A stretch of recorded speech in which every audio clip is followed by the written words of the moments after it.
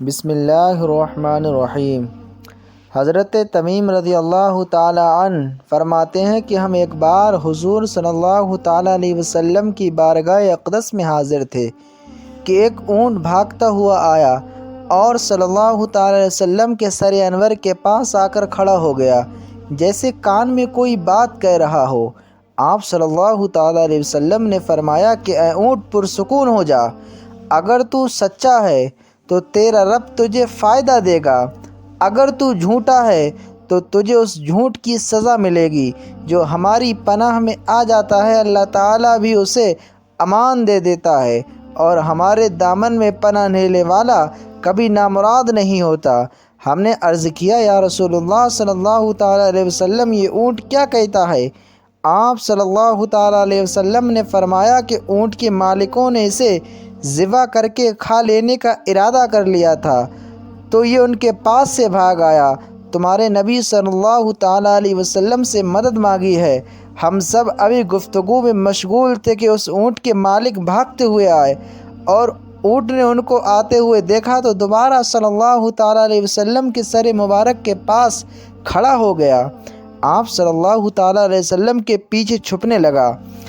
ان کے مالکوں نے عرض کیا یا رسول اللہ صلی اللہ تعالیٰ علیہ وسلم، یہ ہمارا اونٹ ہے، 3 دن سے ہمارے پاس سے بھاگا ہوا ہے، اور آج یہ ہمیں آپ کی خدمت میں ملا ہے۔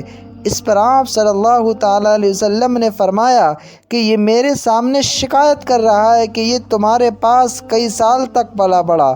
جب موسم گرما آتا تو تم گھاس اور چارے والے علاقے سے اس پر سوار ہو کر جاتے، اور جب موسم سرما آتا تو تم اسی پر بیٹھ کر گرم علاقوں کی طرف سے جاتے۔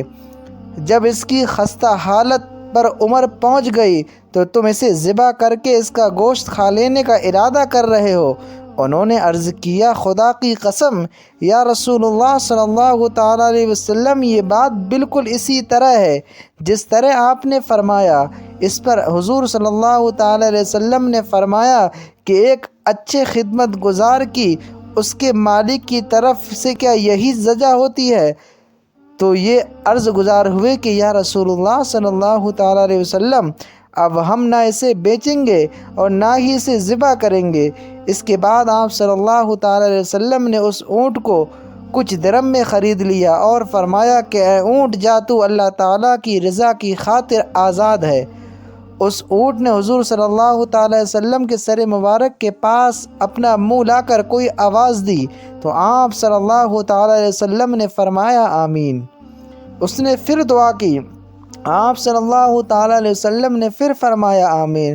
اس نے پھر دعا کی، آپ صلی اللہ تعالیٰ علیہ وسلم نے پھر فرمایا آمین۔ اس کے بعد چوتھی مرتبہ دعا کی تو آپ صلی اللہ تعالیٰ علیہ وسلم آپ دیدہ ہو گئے، آنکھوں میں آنسو بہنے لگے۔ ہم نے عرض کیا یا رسول اللہ صلی اللہ تعالیٰ علیہ وسلم، یہ اونٹ کیا کہہ رہا ہے؟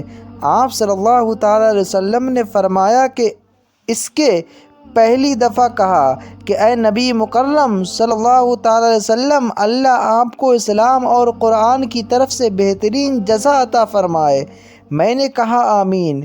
پھر اس نے کہا اللہ تعالیٰ آپ کو قیامت کے دن آپ کی امت کو اسی طرح خوف سے دور فرمائے جس طرح آپ نے مجھ پر دور فرمایا۔ میں نے کہا آمین۔ پھر اس نے دعا کی کہ اللہ تعالیٰ دشمنوں سے آپ کی امت کے خون کو اسی طرح محفوظ رکھے جس طرح میرا خون محفوظ فرمایا۔ اس پر پھر کہا اللہ تعالیٰ آپ کی امت کے درمیان جنگ جدا نہ ہونے دے۔ یہ سن کر مجھے رونا آ گیا، کیونکہ یہی دعائیں میں نے اللہ تعالیٰ سے مانگی تھیں۔ پہلی 3 تو قبول فرما لی، لیکن آخر دعا سے منع فرما دیا۔ جب جبرائیل علیہ السلام نے اللہ تعالیٰ کی طرف سے مجھے خبر دی کہ میری یہ امت آپس میں جنگ کر کے فنا ہوگی، جو کچھ ہونے والا ہے قلم اسے لکھ چکا ہے۔ محترم حضرات، نبی کریم صلی اللہ تعالیٰ علیہ وسلم نے جو حدیث مبارک میں لکھا ہے، جو حدیث مبارک میں کہا ہے، آج وہ بالکل سچ نظر آ رہا ہے۔ آج کے دور پر نظر دوڑائیں تو ہم دیکھتے ہیں کہ مسلمان کس طرح ایک دوسرے کے خون کے پیاسے ہیں اور ایک دوسرے کو کس طرح قتل کرنے کو تیار ہیں۔ فرقہ واریت کے نام پر ایک دوسرے کے جان کے دشمن ہوئے ہیں۔ کتنا نقصان مسلمان نے کیا ہے، اس کا اتنا تو شاید کافروں کا بھی نقصان نہیں کیا۔ ہمیں چاہیے کہ ہم اللہ تعالیٰ کی رسی کو مضبوطی سے تھام لیں، فرقہ واریت کو ختم کریں، ایک امت بن جائیں اور آپس میں نفرتوں کو ختم کر دیں۔ مسلمان کا بھائی ہے، آپس میں پیار اور محبت سے رہیں۔